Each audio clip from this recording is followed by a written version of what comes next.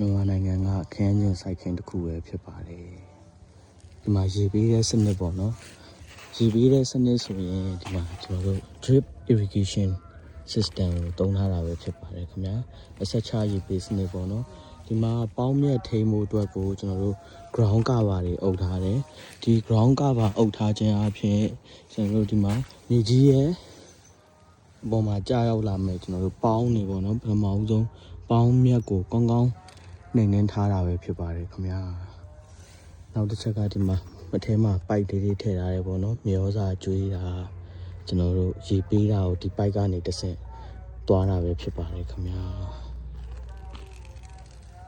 ဒီမှာစိုက်ခင်းကလေဝင်လေထွက်ကောင်းတယ်ပေါင်းမြတ်ရှင်းတဲ့အခါမှာကျွန်တော်တို့ဒီလိုရာသီဥတုဆိုးဝါးဖြစ်တဲ့အချိန်ဒီမှာတော့မှာပေါ့နော်အပင်ကသူလှုပ်ရှားရှိတဲ့အလုပ်ကိုဆက်လုပ်နေတာပဲဖြစ်ပါတယ်ခင်ဗျာမြန်မာနိုင်ငံကခင်းကျင်စိုက်ခင်းပဲဖြစ်ပါတယ်ဒီစိုက်ခင်းကလည်းကျွန်တော်တို့စုပ်ဖွားဆေးပုံမှန်အသုံးပြုတဲ့စိုက်ခင်းပဲဖြစ်ပါတယ်ခင်ဗျာ